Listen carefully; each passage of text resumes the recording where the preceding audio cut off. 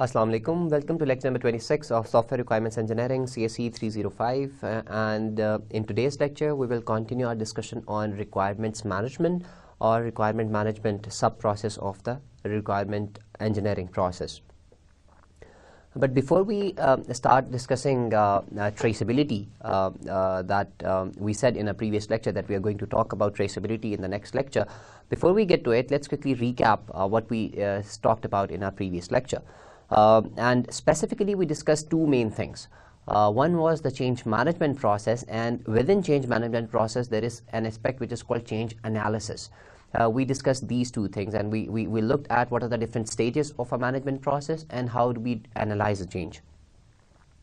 But before we even talk about these two things, I would like to recap, general definition or broad understanding of requirement management, what requirement management is about, as we discussed in our first lecture on this particular topic. And if you guys remember, requirement management, we said it has three main concerns. So it has three concerns, or it deals with three main things. Requirement management is about dealing with three main things. Number one, we said it deals with changes in requirement. Number two is, and we said this is actually the main concern of requirement management. So managing changes or dealing with the changes that come in requirement, that is the main concern why we have this discipline of requirements management. But in order to facilitate that, and in order to achieve that properly, requirement management uses two things. Number one, it uses relationship between different requirements. So when we say that the first concern is change management, and we say that in order to do that properly, in order to manage changes properly, requirement management also involves dealing with the relationships between different requirements. And in order to understand the impact of a particular requirement change on rest of the product, requirement management requires that it has knowledge of what are the dependencies between different requirements. So we say that another thing which is concerned with which requirement management is concerned with is relationship between different requirements. And number three is relationship of a requirement with other documents. So what do we mean by documents or other documents? It includes all the design artifacts, your code, your test cases, so all the other things that you do in system engineering, all the other artifacts. So there are two things that requirement management needs to manage changes. Number one, the relationship between different requirements, and number two, the relationship of a requirement with all the other documents or all the other artifacts that are produced during the system engineering process. So having said that, so the main concern now we know that of requirement management is to manage changes. So that's why we emphasized on a previous lecture on change management process and what are the different stages of that process, and specifically we talked about change analysis. So this was the change management process, or this diagram actually shows the stages of change management. So the first stage involves problem analysis and change specification. So the first thing that which triggers a change is that you identify a problem. Now we discussed different change factors. We discussed multiple factors that why change requirement changes, and we saw there are multiple reasons. There can be technical problems, there can be some inconsistent or incomplete requirement, or customer priorities may change, or legislation may change. So there were several reasons why we initiate a change, or there are several reasons that we identify, okay, there is a problem with this set of requirement that we have. And whenever that is the case, this change management process is triggered. Now, depending on the problem that we figure out, we need to do some analysis on it. And based on this analysis, we try to identify, or we try to specify what the change would be. because we have identified a problem. For example, we want our product to be more efficient or more secure. That is the problem that we have identified. Now we need to actually do some analysis and try to identify, okay, that how we are going to actually achieve that, or what kind of change request we need to generate. So that is the first stage of this change management stage, or the change management process. So here then we get a change request. So the output of this first stage of change management process is a change request. And whenever this change request is generated, then starts this particular stage, which is the change analysis and costing stage. And as we discussed in our previous lecture, this is the core of change management, because here we try to understand that based on the change request, which requirements are going to change. We not only identify the directly affected requirements, but we also identify the dependent requirements. Then we try to do cost analysis of those requirements, and based on that cost analysis, we try to decide whether we are going to go ahead with that change request, whether we are going to accept it, or we are going to reject it. So that is the second stage of the change management process. And then finally, so after that we have the costing. We've done the analysis of the change request. So either we are going to accept it or reject a change request. So if we accept the change request, then we do the change implementation. Okay, and when we say we are implementing the change, then finally what we get out of this change management process is a revised set of requirements, because we have agreed that we are going to do these changes. So if that is the case, then our document would be revised and we have a new version of the software requirement specification document. So broadly we can say that these are the three main stages. So we do some problem analysis and specify changes. Then we do analysis, which is basically cost analysis of the change request, and then we do change implementation if the change request is accepted. Now let's look at the change analysis process that we discussed in a previous lecture. So as I said, that this is the second stage of the change management process, where we are doing actually change analysis. So this is, remember, the second stage which we saw in this previous slide. So change analysis and costing stage. So what's happening here is, because as I said, this is one of the most important stages of the change management process. So we have decomposed it further, and we are trying to understand what happens when a change request is generated, or from the previous stage, when a change is specified, we generate a change request. So that is the input to this stage, as we saw in our previous slide here, that the first stage, when we do problem analysis and change specification, it generates an output, which is a change request. And this change request is an input to this next stage. So the first thing that we need to determine within this change analysis and costing process is that we need to identify that whether the change request is valid or not. And we know that validity is defined in terms of whether the change is necessary or not, because at times customer may want you to change things for no reason at all, and they would want you to change things which are outside the boundary of the project. So you can simply tell them that this is an invalid change request. And similarly, we also talked about that a change request can be invalid because normally you have change request forms, and each change request can only be initiated if that form is properly filled. Now imagine that some of the fields are missing in there, so you would simply say, no, this is an invalid change request because it is missing some information. So depending on what practices you follow and depending on the need of that particular change request, you can actually decide whether the change request is valid or not. So in case it's not valid, then you simply reject the request. So that is pretty simple, you're done with it. But if the change request is valid, then the first thing that we do is we try to identify that because of this change request, which requirements are going to be changed. Okay, and as I said that, for example, our concern was to make the system more secure. Okay, and by security we mean we wanted only authenticated people to have access to the system and to the data. And similarly, security can also mean that at what times we are going to take backup of our data, and whether we are going to take backup in-house or the backup would be stored in some other place. Similarly, when we are storing information in another place, whether we are encrypting the information or not. So security can be explained in different set of requirements. So we need to identify that which requirements would be directly affected by this particular change request. So it can be one requirement, it can be multiple requirements, as I just said. So And that's why we say that the output of this particular activity or this particular task is a requirement list. Now this list can have just one requirement, or it can have multiple requirements as well. So based on a valid change request, we identify which requirements will be directly affected.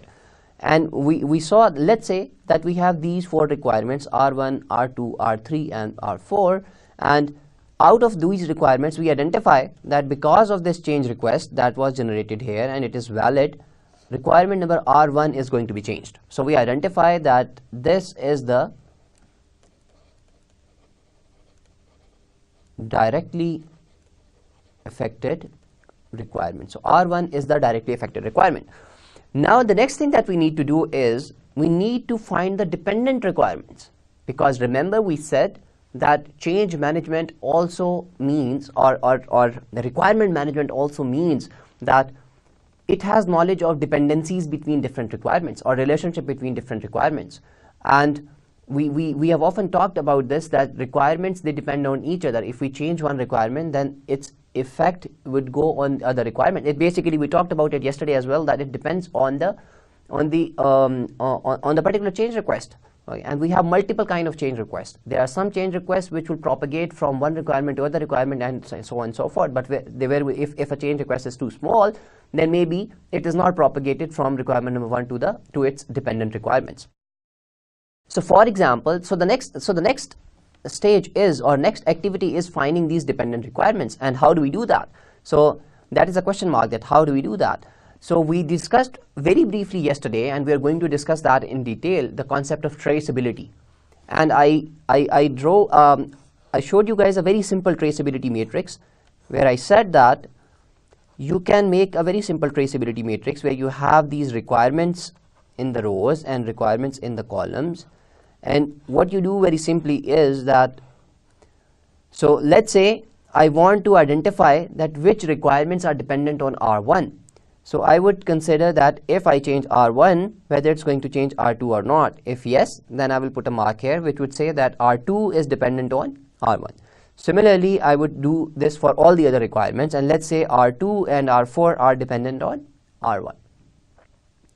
And I can go further, I can do this for R2, and I can say, okay, R3 is dependent on R2, and R4 is dependent on R3, and R4 has no such dependencies.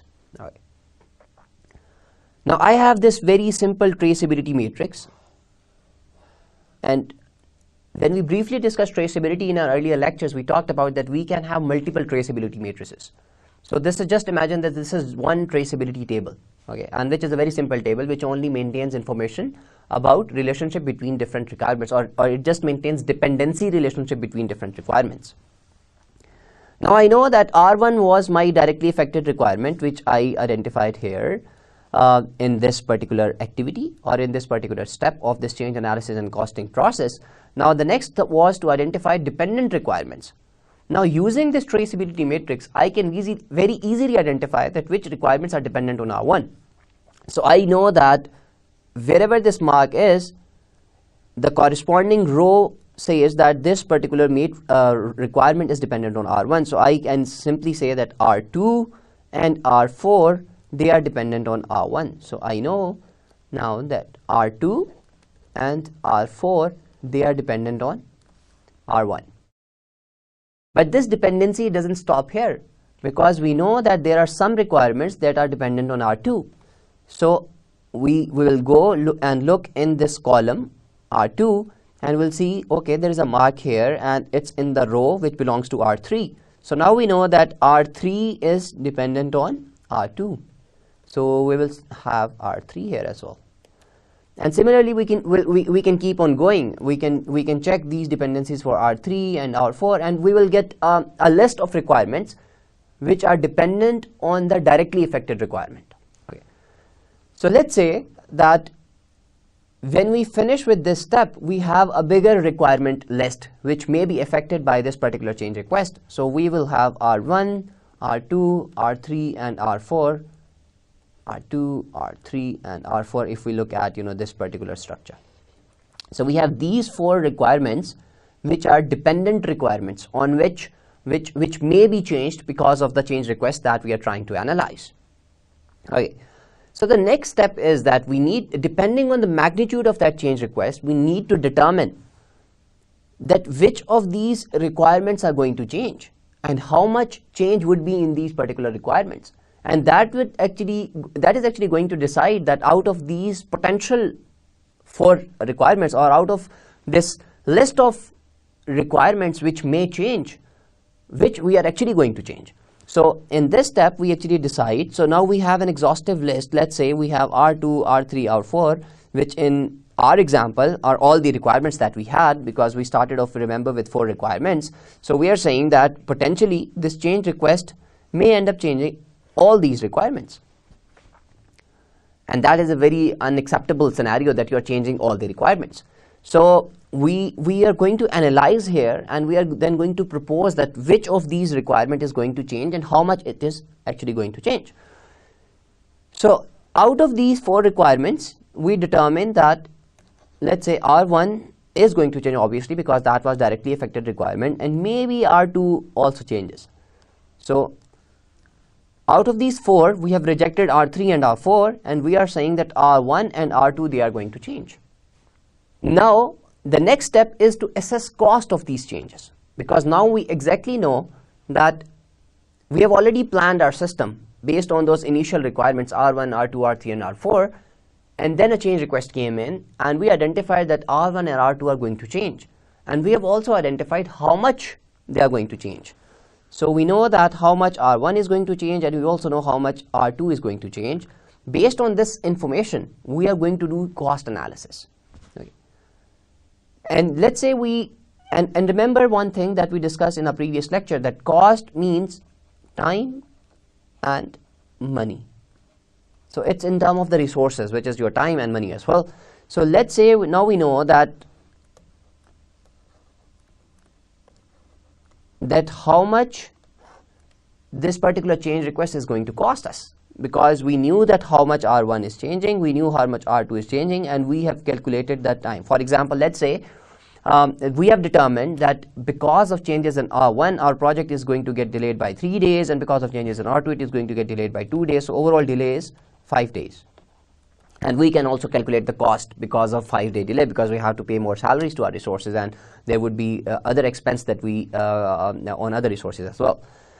So based on this information, the final step is where we assess cost acceptability. So now we are going to actually decide whether the increase in the cost is acceptable to us or not. And based on that, we are either going to reject this change request, or we are going to accept this change request. And that is where this input which you see is that customer information. So you need to negotiate with the client as well at this stage, because you identify that the change request that a client requested, for example, because of this particular change request, you have to spend more money and you have to spend more time. So there is change in the schedule, and there is change in the budget that you initially decided.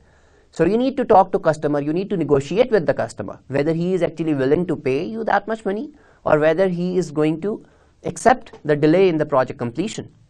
So customer input is also taken into account when you are assessing cost acceptability. So, and based on that customer negotiation with the client and your decision making, you actually decide whether you're going to accept this particular change request or you're going to reject the change request. And we discussed that there are some changes which we have to implement. So no matter what, for example, legislation changes. Now these are the changes that we cannot just go, we cannot have our product functional without actually implementing those changes, because if the legislation changes, our product cannot be operational if it does not comply with those new laws. So there are some changes at times without which our system cannot be operational. So you do not have a choice exactly, but there are lots of cases when you do have a choice, and when you do have lots of alternatives. So we are going to discuss that, and we are going to look at that. So there is still slight question mark that how we determine cost.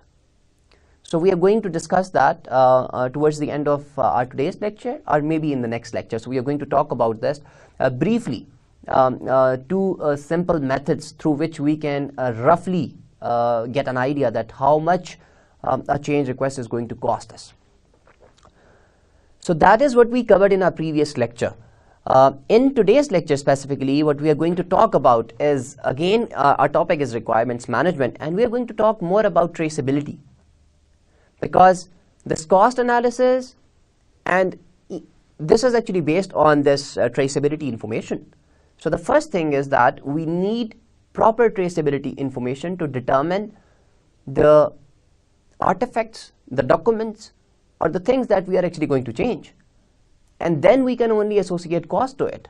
So the traceability information is required to do any kind of analysis, especially if we are trying to do any kind of analysis on a change request, then traceability information is a must. So the emphasis of today's lecture is on traceability, and that is what we are going to discuss today. So what is traceability? Traceability information is the information which helps you assess the impact of requirements change.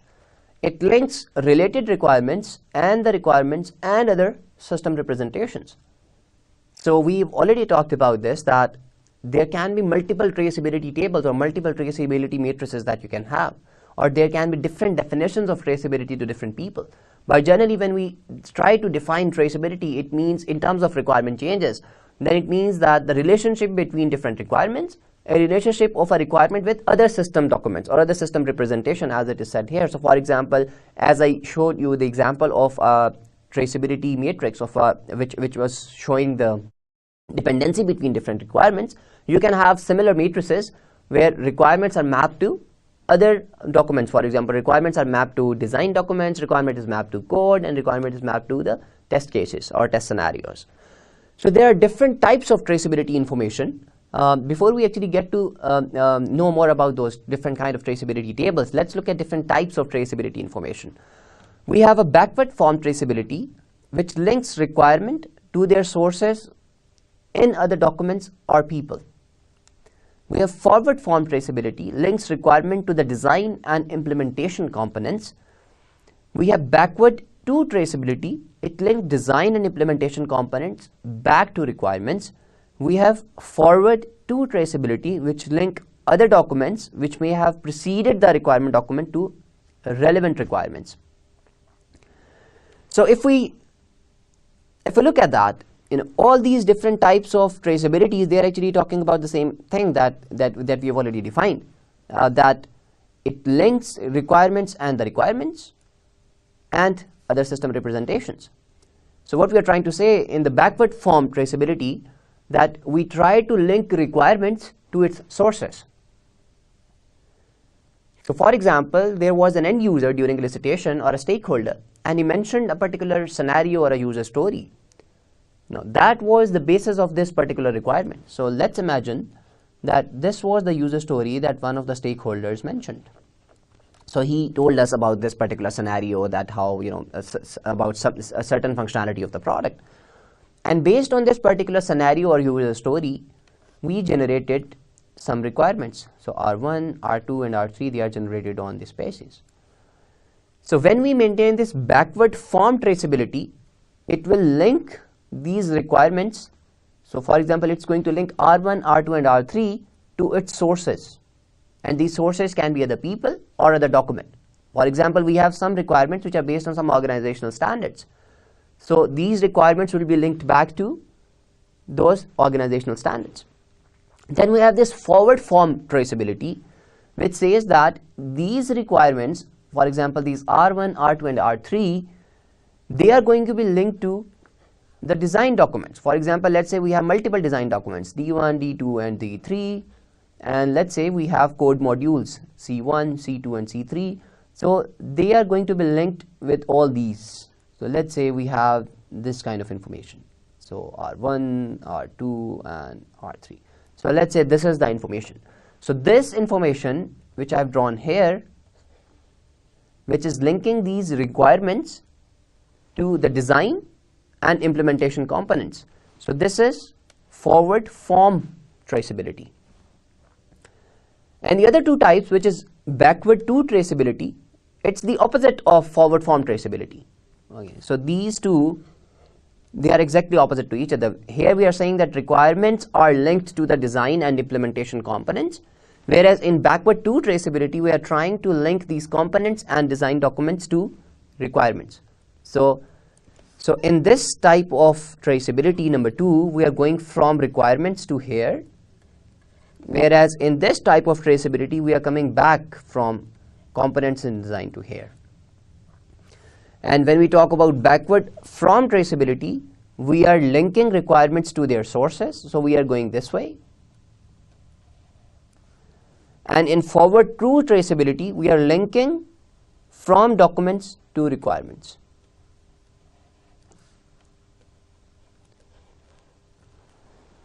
So it doesn't really matter which type of traceability we are talking about. Obviously, it depends on the way we gather requirements, the way we specify requirements, and the type of system that we are going to design. Based on these things, we will use different type of traceability to make those traceability matrices. But we have these 4 traceabilities. We have the possibility of linking requirements back to its source, which can be other documents and people. We have the possibility of linking these documents to requirements. We have the possibility of linking requirements to design documents and implementation components. We have the possibility of coming back. So it depends. For example, if we are using components off the shelf to make the product, we may want to link those components back to the requirements.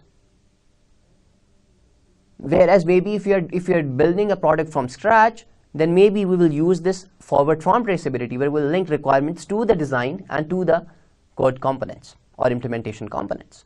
So it depends on the way we are trying to produce our system, that which kind of traceability, which type of traceability we will use to maintain this traceability information.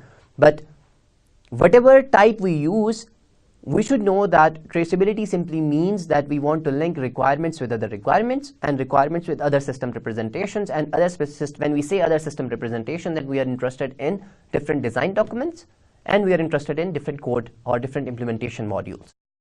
So this again shows that backward, and so this diagram explains those different types of traceabilities. So for example, here we have this. So this is representing that forward to traceability, where we are linking documents. For example, we have business plan. We are linking this business plan to the requirement document. Then we have this backward from traceability, we were linking requirements to its source. So this was linking requirements to its source. So this was type 1 that we saw in our previous slide. This was type 4, where we said we are linking other documents to requirements, and specifically these other documents, they preceded requirements. So that is important, that they were before the requirements were actually drafted. And then we have this forward from traceability, which was our third type of traceability which we saw in a previous slide, and that is linking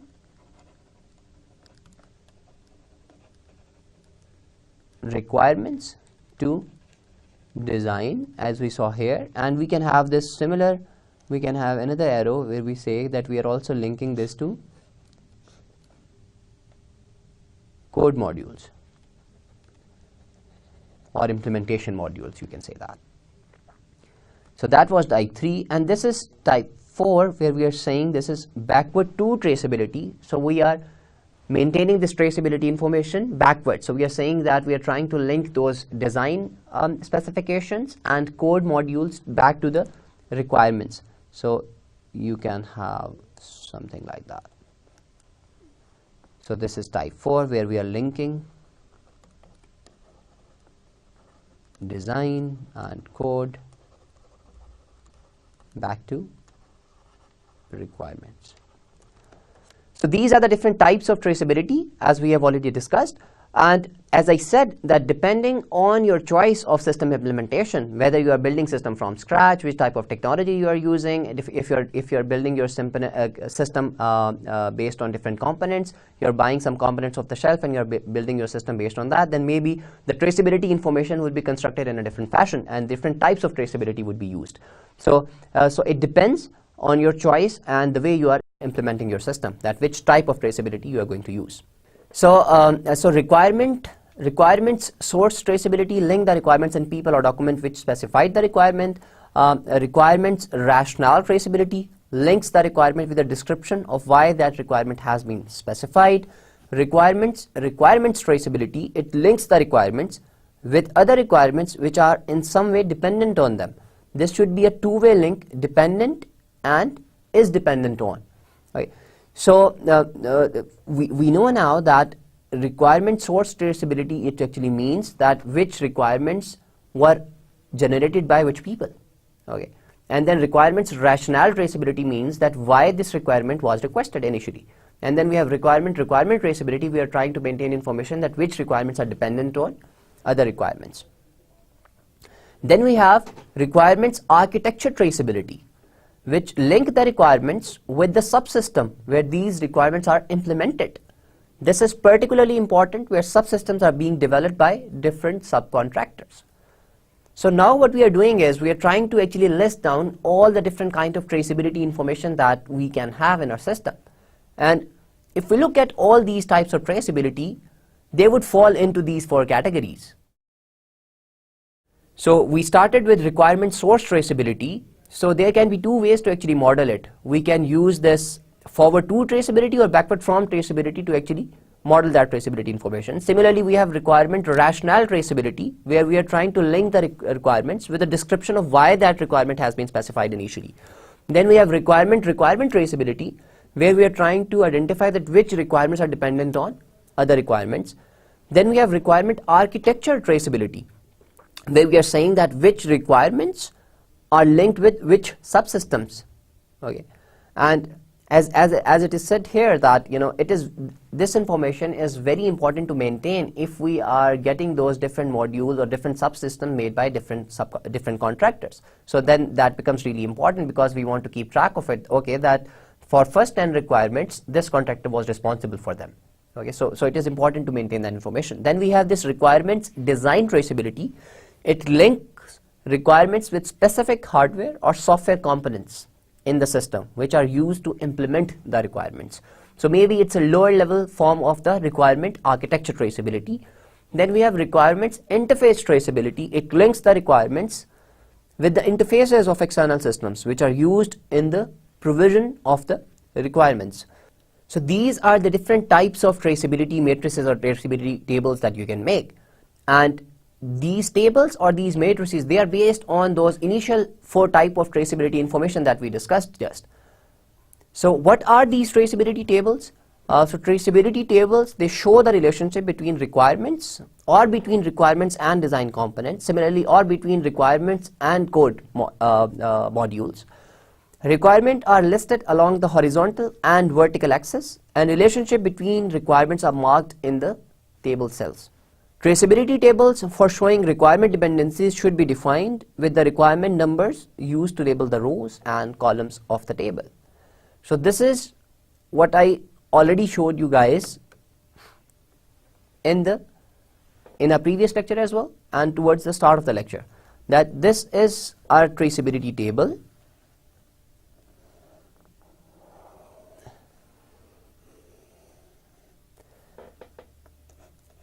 This traceability table is showing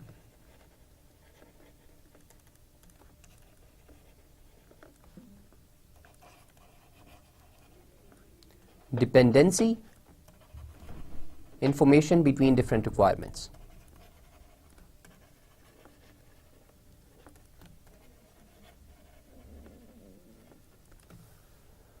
So based on this table, we can identify that which requirements are dependent on R1, R2, R3, R4, R5 and so on and so forth. And if we try to link this back to different types of traceability, then this is requirements requirements traceability. So this table is of the type requirements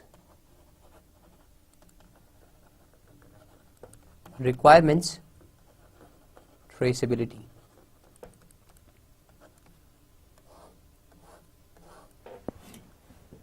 Now, why this information is useful? If you remember that in the change analysis and costing sub-process, there was a step where we said that we need to not only identify the directly affected requirements, we need to identify the requirements which are dependent on those directly affected requirements.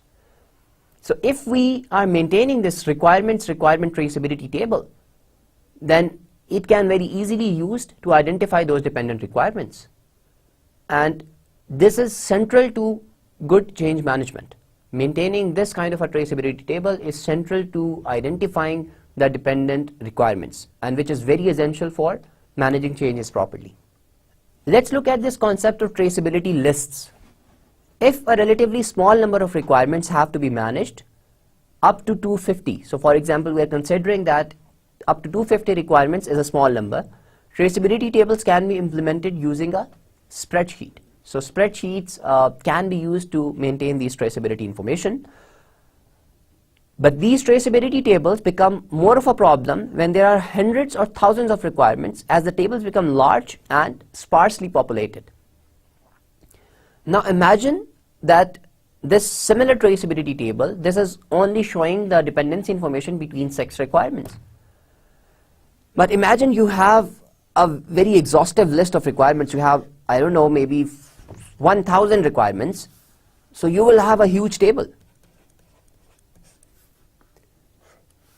And maintaining this table would be very difficult, because for a number of reasons. And number one is that the table would become too large, and secondly, these relationships between different requirements, they would be very sparse. So there would be only few cells where you would have these similar marks, because not all the requirements would be linked to all other requirements, because that would be just that would be simply wrong. So a simplified form of traceability table may be used, where along with each requirement's description, one or more lists of the identifiers of the related requirements are maintained. Traceability lists are simple lists of relationships which can be implemented as text or as simple tables. So what is being suggested here, that rather than storing that complete traceability table, so this is a traceability list of the same information that we saw earlier. Okay. So let's try to draw that again. So we have R1, R2, R3, R4, R5 and R6. So these are the rows of this table which belongs to each of those requirements. And then we have columns R1, R2, R3, R4, R5 and R6. So let's say this is so this is the difference. Now you guys will appreciate the difference between traceability table and a traceability list. So this is a traceability table and this is a traceability list, as it is as the slide says. Now you can see the difference between the two, that this is a very efficient way for storing this dependency. Which type of dependency? Requirements traceability. So using traceability lists is a very efficient way of maintaining this traceability information if you have a huge number of requirements. Because as I just said, that what would happen if you have huge set of requirements, and imagine when we say huge, we mean that there are hundreds and thousands of requirements. What would happen then is, because that these, first of all, the table become too large, and secondly, the table would be very sparsely. So imagine that, let's say this is my huge table, then what would happen, that there would be these marks very infrequently, and they would be very sparse. So we will be wasting lots of space, and it would be very difficult to actually see that, okay, if for example, if we want to look at this traceability information for a certain requirement, we would have to go through and look all the 1000 requirements. Whereas if we maintain this information in the form of this traceability list, we can very easily list which requirements are linked to R2. So rather than looking at all 1000 requirements, we will just look at the list corresponding to requirement R2, which would tell us that this requirement depends on which requirements. So now, so let's try to see the difference between the two.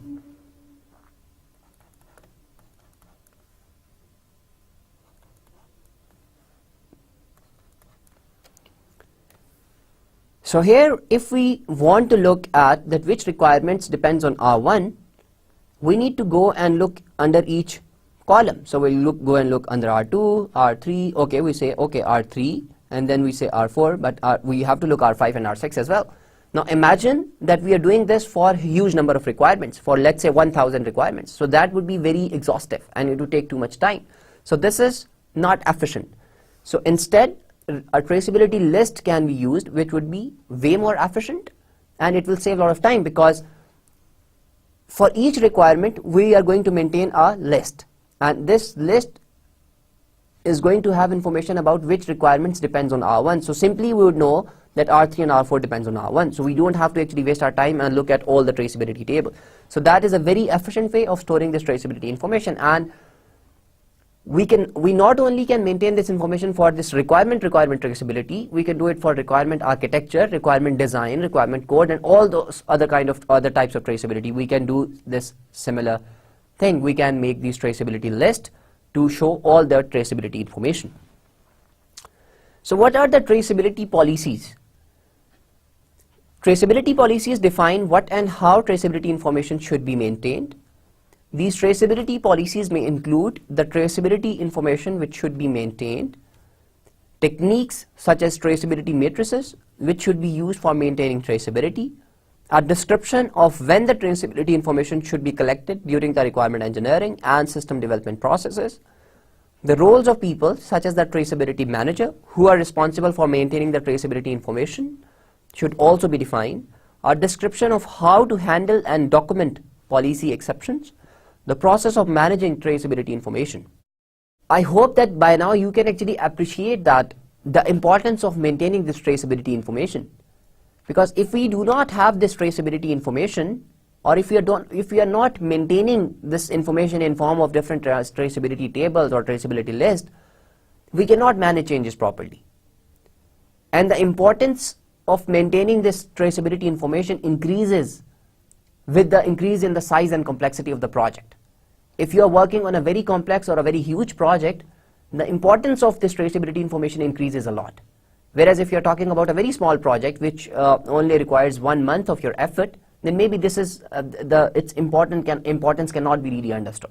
But if you are making a very complex system which involves huge budget and a large amount of time, then maintaining this information is really important.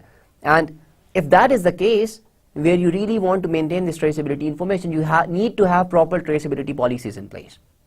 And what does those policies include?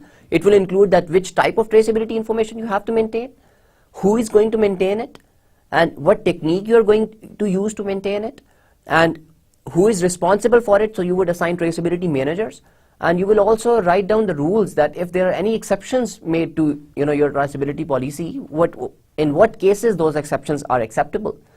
So all these things, they need to be mentioned very clearly, because if we do not have this proper traceability policy, or we do not assign a role to somebody that you have to maintain this traceability information, then we can miss on something very important. And imagine that if we base our whole change analysis on the traceability information, and we miss a very key dependency, then it can cost us very dearly. So this is very important that when this information is maintained, it is maintained with great care and we do not miss any important information. So that is why we need to define these policies very clearly and we need to assign this role to a particular resource in our company. So what are the factors which influence these traceability policies? Number one is the number of requirements. As I just said, the greater the number of requirements, the more the need for formal traceability policies. As I just said, that if the project is too small, then number one is that maybe you do not even want to maintain this traceability information because you can actually clearly see, okay, if I change this, then I have to change, these 4 or 5 other things. Whereas when the size of the requirement becomes huge, you cannot actually do that. You cannot keep everything in your mind. So you need to have traceability lists maybe, and you need to have formal traceability policies then. So estimated system lifetime. More comprehensive traceability policies should be defined for systems which have long lifetime, as I just explained, and level of organizational maturity. Organizations which are more mature and which have proper processes in place, which follow certain standards, they obviously want to maintain these traceability policies. Okay. So detailed traceability policies are most likely to be cost effective in organizations which have higher level of process maturity. So for example, imagine a company working at CMMI level 4, level 5, they would want to have proper traceability policies in place. And they cannot be at that level without, and because, if you have this information, then it actually means that your processes would be cost effective. And why they would be cost effective? Because as I just said, that requirement changes are going to happen. It doesn't matter which product you are making, your customers, your client, and there would be scenarios where requirements are going to change. So this is inevitable, it is going to happen. So if you maintain this information, then you would be able to perform that analysis of that change in a very quick time. If you do not have this information and a change request comes in, you have to do it all manually. And then you have to figure out, okay, this requirement may change this not, and may change this particular design document, it may change these code modules. So it is very cost effective to maintain this information. So organizations with high level of maturity, they would define formal traceability policies because their goal is to minimize the cost of their operations. Then project team size and composition is another factor which may affect traceability policy. So with a small team, it may be possible to assess the impact of proposed informally without structured traceability information. So as I just said, that if there is a change, if you have a very small team size, you can do it informally without any traceability policy. But when the size of the team grows, you need more formal traceability policies. Okay, and you need to clearly tell that, okay, you are responsible for maintaining this information. So for example, you might have different people from different teams. So for example, you will have a person from a requirement analyst team, and he would be responsible for maintaining this requirement traceability. But then you would have maybe a guy from design team who would give information back to the requirements to maintain that backward to traceability, where you would try to maintain the information that which design components or which design documents are related to which requirements. And then we have this type of the system which you are making.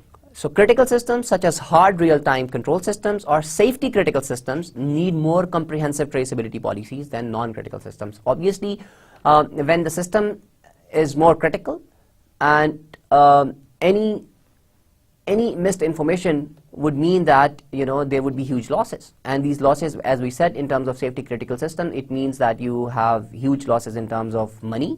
There can be losses in terms of human lives and all those things. So it is very important to have proper traceability policies. So another factor which is going to influence your choice of having formal traceability policies or not is the type of systems that your organization is into. And then specific customer requirements. Some customers may specify that specific traceability information should be delivered as part of the system documentation.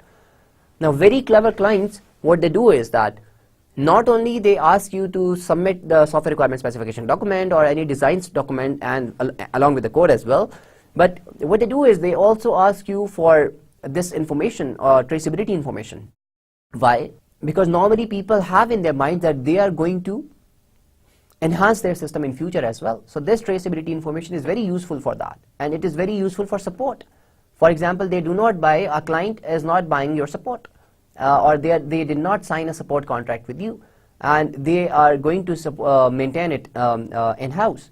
So if there are any problems, then the traceability information would be very useful. So at times, client can also ask for traceability information. So maybe you would need to have proper traceability policies in order to give that information to the client. So let's look at some key points about change management and about traceability.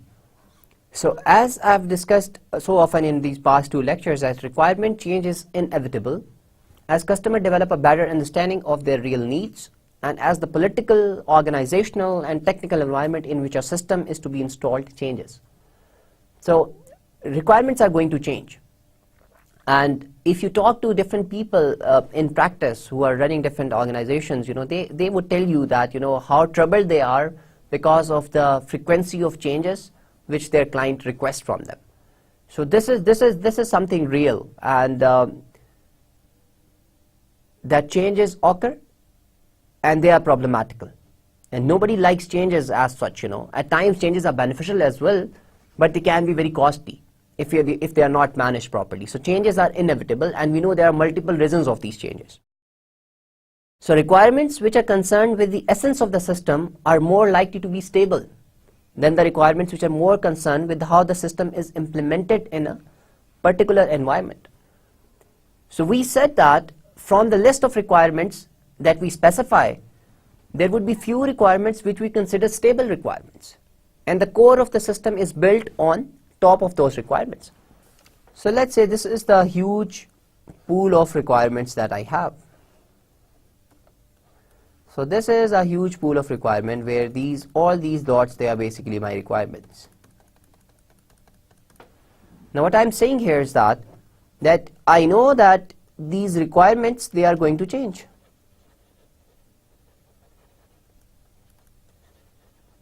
So I know that these requirements are going to change, but out of these requirements, I know that there are some requirements on which the core of my system is made, and we call them stable requirements.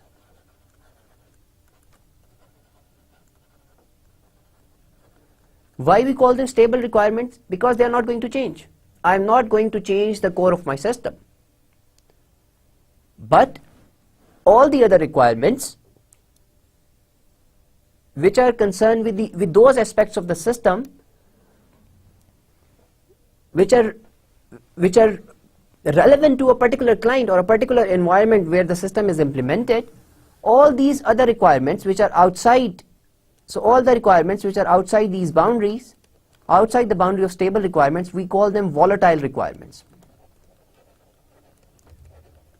So we say that broadly there are two types of requirements. We have stable requirements and we have these volatile requirements. And among those volatile requirements, we have multiple types. We have mutable requirements, we have emergent requirements, we have consequential requirements, and we have compatibility requirements. So requirement management requires, so why this requirement management becomes important then, that we know that these stable requirements, they are not troublesome because we defined them once and we built out the core of the system once and they are going to be fine. But these requirements, they are going to change a lot. So we need a mechanism to actually manage our requirements. So we need a mechanism to identify each requirement, identify each of these volatile requirements. So the first principle of managing requirement is that we need to identify each requirement. And we talked about it, that there are multiple ways of identifying requirements. We can number them, we can label them, we can use automatic numbering, or we can have requirements stored in a database. So automatically, whenever we add a new requirement, a unique key is assigned to each requirement. So the first thing, or the essence of requirement management, is that the first thing is that we need to identify each requirement. And we obviously have a choice. So if we have a large number of requirements, and that would always be the case, there is always a difference when we talk about large number of requirements and we talk about smaller number of requirements. Obviously, if we have 50, 60 requirements, then identifying them is not a problem. But imagine the size and the number of requirements increases a lot. Then identifying them and trying to link these requirements with each other would become very troublesome. And we need to store that information in a database then. So that is our choice, and that is what we have already talked about.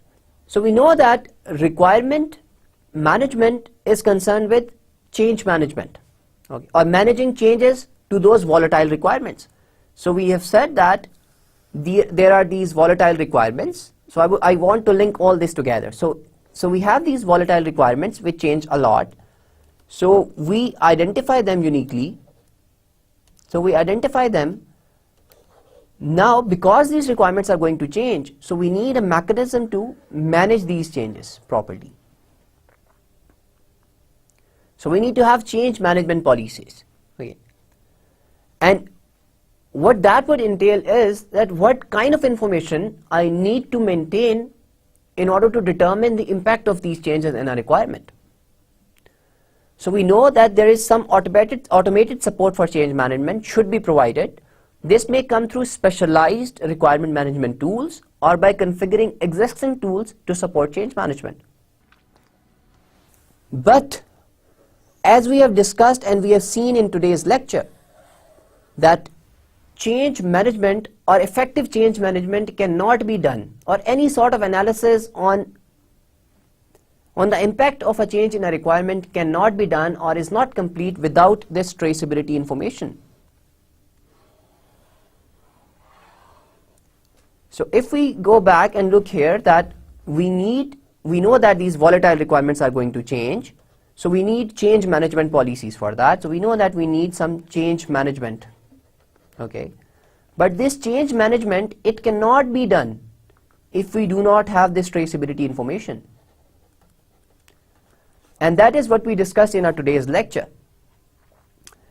So we started off with discussing multiple types of traceability information.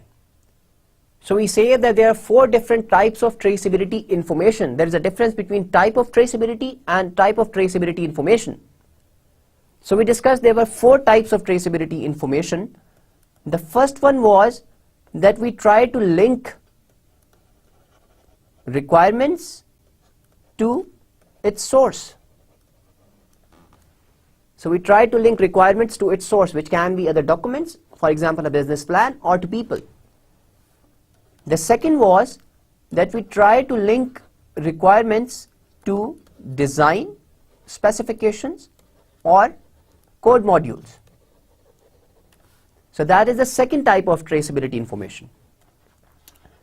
So the third one was then that we try to link design back to requirements, or code modules back to requirements. Similarly, the fourth was that we try to link those documents, which can be a business plan, to the requirements. So these are the 4 types of traceability information, and by using this traceability information, we define different types of traceability. So we define this, different types of traceability. And then we discussed what are the different types of traceability. So this is traceability information, or different types of traceability information. Then we discussed different types of traceability, which included requirement traceability, requirement architecture traceability, requirement design traceability, requirement code traceability, requirement link traceability, and requirement rationale traceability. So we said that using that basic traceability information, we can define different types of traceability tables, or different type of traceability matrices, or we can define different type of traceability lists. So our requirement traceability maintains dependency information between different requirements. Our requirement architecture traceability maintains dependency information between different requirements and different subsystems. And we said that why this is important? If these different subsystems are made by different contractors. Similarly, requirement design traceability maintain information between requirements and different design artifacts. Similarly, requirement code tries to maintain that dependency between different requirements and different code modules or different implementation modules. Similarly, those earlier requirement link tries to maintain traceability information between the source through which we identified a particular requirement, and requirement rationale traceability tries to maintain traceability information that why this requirement was originally requested. So these are the different types of traceability. And then there was another concept which we talked about in traceability, which we said there is a difference between traceability lists and traceability table. We have seen multiple examples of traceability table where we say that a traceability symbol is simply that we have these three requirements. So we have requirements written in rows and we have requirements in columns. So this is an example of requirement traceability, where we say that we have requirements in the rows and requirements in the columns, and we are trying to model the dependency information between different requirements. So if we want to know that which requirements are dependent, which requirement depends on R1, then I will simply put mark under those columns. So I would say that R2 depends on R1, R3 depends on R2, and R3, that no requirement depends on R3. Now we said that these tables are fine as long as the number of requirements they are small. But if the size and the complexity and number of requirements increases with the complexity of the system, obviously, then using these tables it becomes very inefficient. Why? Because let's say if you remember the change analysis process, we said that we identify a directly affected requirement and then we try to figure out which requirements depend on that directly affected requirement. Now imagine that you have this table and it has 1000 columns because it has 1000 requirements. Then you would have to go and look in each column to find whether a certain requirement is dependent on this directly affected requirement or not.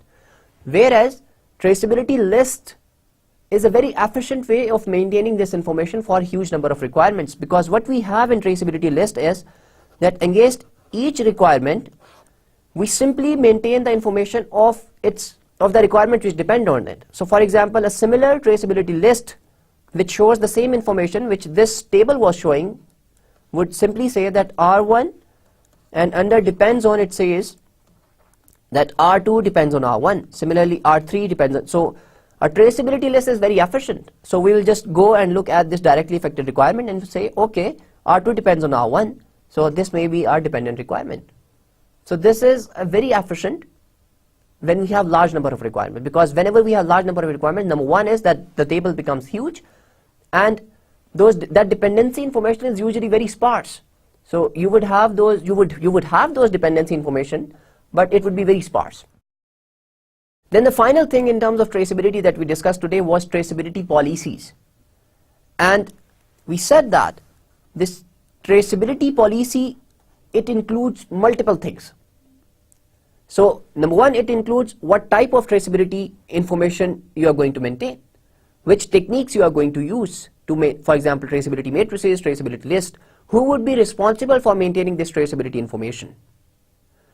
And if you are going to make any exceptions to your traceability policy, why would you make these exceptions? And then we discussed that which are the factors which influence your traceability policy. And as we said that if the size of the project becomes very large in terms of cost and in terms of time, if the project is of let's say 2 or 3 years, then we would definitely want to have proper traceability policies. If the cost of the project is too high, then we would really want to have traceability policies. If your team size is large, then we would want to have a proper traceability policy. If your organizations are very mature and you want to be more cost effective, you would want to have traceability policy. And at times your client can also want traceability information, so you would want to have traceability policies. So there are different factors on which your choice of having traceability policies depend. And as I said, if the size of the project is too small, then it is not very important to maintain these traceability tables or maintain traceability lists. Maybe you can easily identify it. But if you maintain this information, then you are going to do similar analysis in less time and more efficiently. So I think that is the end of our lecture today, and we have discussed a very important concept about requirement management, that is traceability, in our lecture today. We have looked at different types of traceability information, and based on that different types of traceability, we have looked at the difference between lists and tables. We have also looked at what is a traceability policy, what does it include, and what are the choices which actually determine whether we are going to have a formal traceability policy or whether an informal one. In our next lecture, we are going to talk about cost analysis. So how using different traceability tables and different traceability lists, we can make a very simple tool through which we can guess that what will be the impact of a certain change in terms of time and cost. So we are going to discuss very briefly that how cost analysis can be done, because remember, this is a question that I said that it's a question and we have not actually talked about it yet. So we are going to discuss that in our next lecture. So till then, take care and Allah Hafiz.